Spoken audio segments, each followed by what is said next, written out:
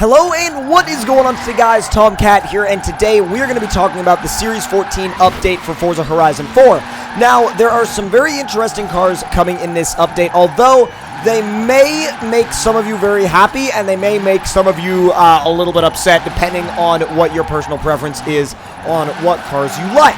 So, before we get into all the other technical updates and stuff like that, we're going to talk about the cars first.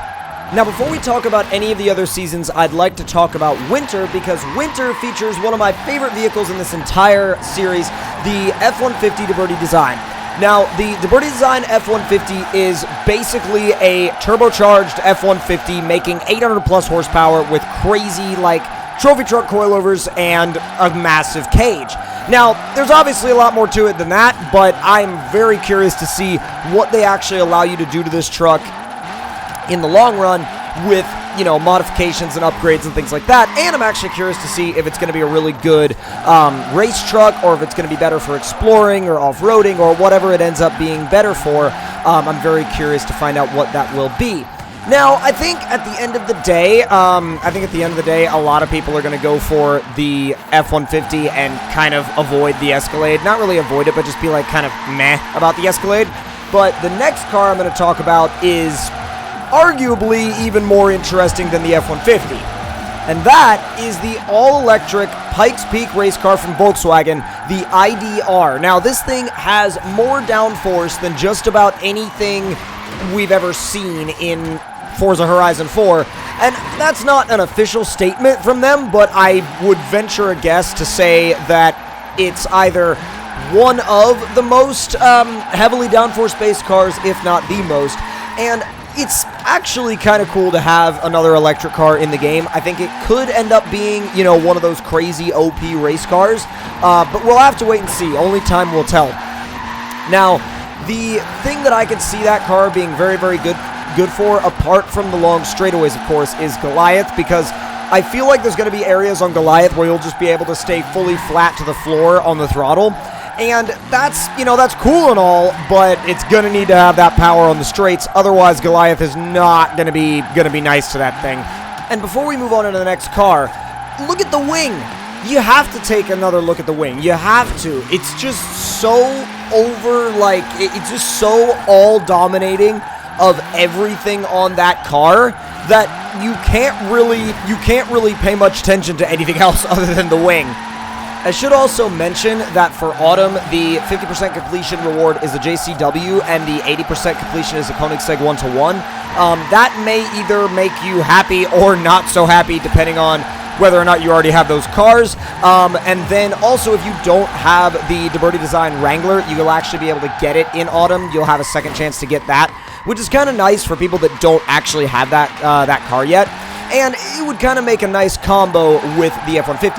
Now, you also have a championship that I had to highlight because it was called Eurobeat Intensifies, and you can get the E63 AMG, but really and truly, the only reason why I wanted to highlight it was because Forza put a championship out there and literally called it Eurobeat Intensifies.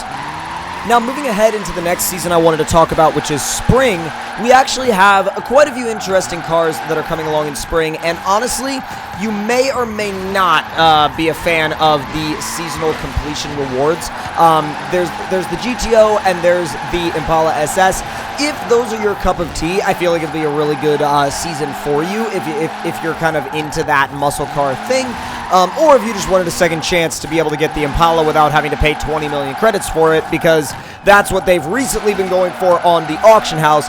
And also, we have the 720S Spider, which adds to the lineup of convertible supercars that we've seen in Horizon 4, which I actually kind of like the fact that they're putting, convertible supercars out there more into the game. I mean, and they're also adding, more cars that are convertibles, and I really like the fact that they've added that as a new car, but I'm not quite as excited about the 720 as I am about the 600LT. I mean, the 600LT is probably one of my favorite McLarens just about ever, if not one of my favorite McLarens currently, so the fact that it's in the game is very, very cool to me.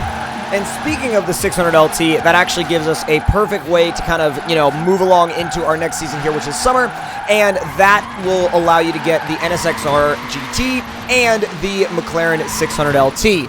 Now, the 600 LT is obviously one of the new cars, the new cars being the 720 Spider, 600 LT, Deberti Design F-150, and Volkswagen IDR. Those are brand new to the series entirely.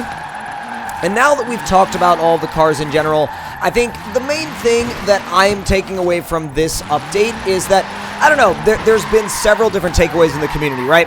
There's been the takeaway of, oh my god, the 600 LT is here, I love it, you know, I love this update, or I love trophy trucks, I'm so glad that the Deberti Design F-150 is here, or you have the reaction on the opposite side of the road that's like, wow, not much effort, crappy update, ooh, I don't like it. So there's gonna be those different reactions from all across the community, I think, and really, I think what it boils down to is that if the car that a person specifically wants is not in an update, then they're automatically going to go, wow, what a crappy update, you know? So I think at the end of the day, it really all comes down to, like, it's not the update itself that's bad, it's mostly people freaking out and complaining that the car that they wanted isn't in the update. So I think, although I think the 600 LT should satisfy a very large part of the community, because a lot of people in the community, myself included, wanted the 600 LT. The 600 LT is, again, one of my favorite supercars on sale right now. And I really think that it's the best McLaren to buy because it's right there in the middle where I would want to be in terms of McLarens. Now, would I actually buy one? I mean, even if I had the cash sitting around to buy one, I don't know if I would or not, just because of all the crazy reliability issue stories that I've heard from McLaren.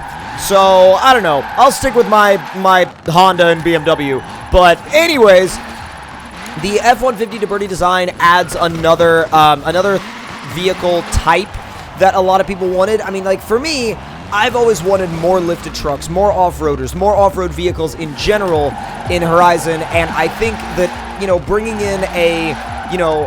in an off-road race truck like that is a really good idea because it gives you more stuff to use at, for example, the Mud Kickers Off-Road Park. I mean, I have a Mud Kickers Off-Road Park custom race that I think that would be perfect for. So really and truly can't wait to use it, and I think it's going to be one of the best trucks, or not even trucks, but just best vehicles in this entire lineup. And the IDR is, I feel like you're either going to use it a bunch or you're never going to touch it. You know, I feel like you're either going to really use it a bunch or never going to touch it. I mean, let me know in the comment section below which vehicles you guys are most excited about and which vehicles you guys are going to be aiming for in terms of, you know, use, and in terms of which vehicles you're going to actually be using and which vehicles you're actually excited about. I feel like the 720 Spider is going to be the least used vehicle in the entire pack because it's a really cool car, but at the same time, I feel like it's, a lot of people are going to look at it as something that's not really new, even though it is, but like it is, but it isn't. So I feel like a lot of people are going to look at it like it's not really new, and they're going to spend their time in either the 600 LT or the F-150, and then you're going to have your crowd that really likes the IDR. And you know, if you're a Pikes Peak fan, you're going to love the IDR. But if you're really not, you know, all that up to date on Pikes Peak stuff, you're probably not even going to know what the IDR is all about, and so you're probably not going to end up using it. But again, let me know in the comment section below what you guys are actually excited about in this pack. I don't really think that there's really all too much drift-related stuff here, although I'm sure that someone like Gesh Fujiwara is going to take a 720 Spider, turn it into a drift adventure car, and dominate people's scores with it. So that would be really cool to see. I mean, a convertible McLaren with some ridiculous, crazy, you know, with some ridiculous, crazy, like, drift setup, pulling insane scores in Drift Adventure. I mean, yeah, I would be so down for that. I mean, heck, they'll probably do one for the 600 LT as well. So, and that's the cool thing about the tuning system in Forza, right? Is that you can make a McLaren convertible supercar. You can make it a drift car that's actually competitive in online Drift Adventure. Now, would it actually be competitive in, like, Formula D in real life? No, absolutely not. But would it be competitive in Forza Drift Adventure? Sure. I mean, I'm literally using in Drift Adventure right now on screen a BMW Isetta, and if I can do that with a BMW Isetta, you can definitely do it with a 720 Spider or something along those lines. But let me know in the comment section below what you're most excited about in this particular update. And if you are new to the channel, make sure to click that like button. Let me know in the comment section below what you guys thought of it. And if you're new to the channel, make sure to subscribe. And I will see you guys next time. Talk to y'all later.